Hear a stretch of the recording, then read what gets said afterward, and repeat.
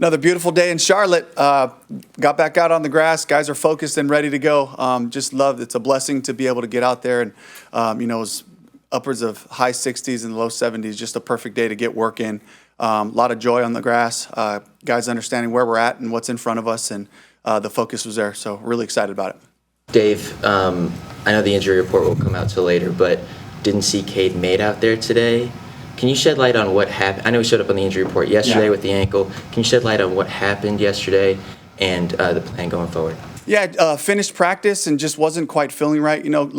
When we looked back at it afterwards, looked at the film, you could see where he was starting to get a little bit tender and sensitive on the ankle. So we evaluated him afterwards, and today just didn't feel like we can get him turned around. So we shut him down. We're going to shut him down for this week. And that means Austin at the center so spot? Austin will go in and play center.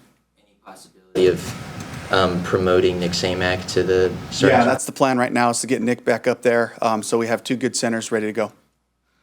And then at the linebacker spot, how is Trevin? I know he's week to week, but on Thursday you talked about, hey, we got to figure out where Trevin is before all these other dominoes can fall. How has Trevin Wallace progressed? Yeah, it didn't feel like we turned the corner quickly enough to feel confident to put him back out there. So we weren't able to get him work today, and so it looks like we're going to this weekend, and Trevin will not be playing. And does that mean Chris Barnes is going to get a third center? Yep, we'll get Chris Barnes up. Cloud will be ready to go. Muma played a little bit, a couple of snaps last game, so the guys are ready. Brought in Jacoby Windman, who's been with us before on the practice squad. So just making sure we have enough bodies in that room to be able to get that done. And, of course, you understand the implication on special teams, making sure we have these guys available to cover kicks. Just curious, so Brock Purdy comes back last week after not being a part of that conversation in the season for most of the season. Is there a challenge of knowing that a quarterback is really good but you don't have a ton of film on him this year? How does that impact y'all's game plan?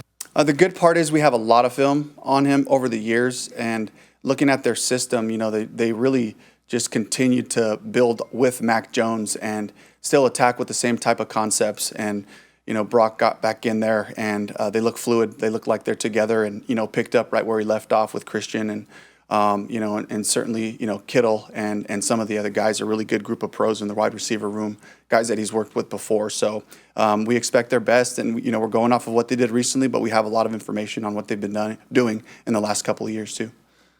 Dave, thanks guys. Just going back to the offensive line, it seems like y'all had a new lineup every week. Do you almost feel does that feel normal now, like having something different every week? It's pretty common league-wide, specifically for us, with some of the changes we have. And, there's two ways to look at it. For me, I'm always looking at opportunities for guys to show us what they can do and how they can help our team win.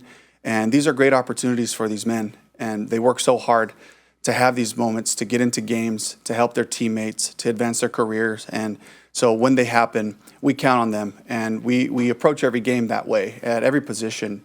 If you're not the starter, you have to have that mindset to be prepared. And you may not get all the reps, but you got to be ready to go, and that's paid dividends by being focused and by working on it and having all the communication that happens in the building with the coaches. Travis Gibson is a guy that y'all got from the 49ers earlier this year. Has he been able to shed any light on how to stop this offense, or how have you been able to use him as a resource this week? Yeah, really valuable just to be able to talk to him from a defensive standpoint, certainly, and then from special teams as well, because he was a contributor for them in the coverage and return units. So some things, we try to compete. We try to use all the information that we have in-house.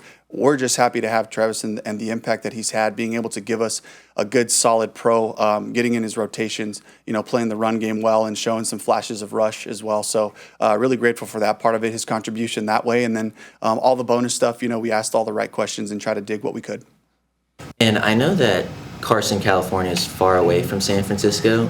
Still in California, do you feel any, personal sentimentality going back to your home state? I love going back to Cali. Being in Seattle for 13 years, playing the Rams every year, playing the Niners every year, and going back there, the ball just grips kind of nice in that weather, and it spins just right. And certainly In-N-Out will be a part of this trip for me. Double doubles for everyone, animal style fries, and But I had the whole family's coming up, so this would be a great moment for us. And my nephew, Elisha, he plays for the Fresno State Bulldogs, and he's a redshirt freshman. He's redshirting this year, but a good opportunity, as my daughter's a sophomore in high school to, get around a campus and take a look at what he's doing out there. So the whole family will be out there. It'll be a great experience. I'll see them a little bit in some tiny windows. This is a business trip, as you know, and we're focused on this game. The opportunities right in front of us, a conference opponent, a team that I really respect. So that'll be the focus, but it'll be great to see my family and know that, Lizzie and the crew is out there as well. Everybody good? Dave, it's been a while since this team hadn't had a winning record at the Thanksgiving week. What does it speak to you, to the work and the preparation, and how far this, your project has come to have these meaningful games at this point of the year? Yeah, it's about consistency, and the improvement that has to happen throughout the year is what I'm most proud of. And we've battled to be in this position that we're in, and now the challenge now is to keep that focus and to continue to get better.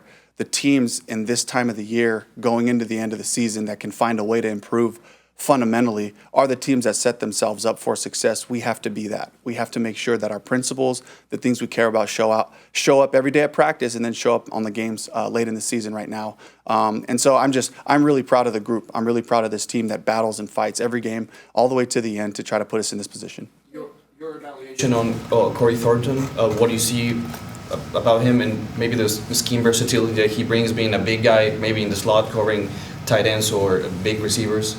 Yeah, he did a great job for us last week. He stepped in and helped his teammates and made some plays. He made some impacts, knocking the ball down a couple times, making plays at the nickel and at the safety position. So it gives us a little versatility there. He can also play outside. So that's a good also reminder, that if he had to go outside, he could. But this also just speaks to the hard work. This is a really competitive young man, a focused young man. He looked around. He saw what Mike Jack was doing early on, the habits of taking care of Mike Jack, taking care of his body, how he studies, how he goes about his business. He's very serious and professional that way. And so that's the challenge we always have for our young players is if you don't have a process, look around. You'll find a pro out here that has a great process, and you can emulate some of those things. And the hard work is paying off for him. And the goal right now is to just continue to stay humble, stay hungry, be focused, and be locked in with your teammates and communicate on game day. We'll do a couple more. Yeah, go for it. Chuba has one of the best pass blocking rates for a running back in the league. I don't think he's given up pressure all year. As he gets more and more comfortable coming back from the calf, is that a way to get him back on the field more, maybe through like RPOs or something like that?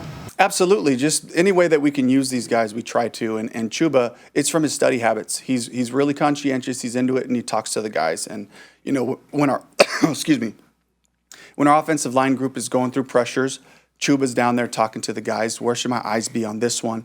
If Bryce edits the protection, being connected to all that, and he's right in the middle of all of it. Last one. What do you do on long flights? Do you fall asleep? Do you watch movies? I don't know. What's Dave Canales' routine? A little bit of each. Try to just shift my focus from the call sheet and the rhythm of the calls, how they should come off. Brad sits right across the aisle from me, so we're talking.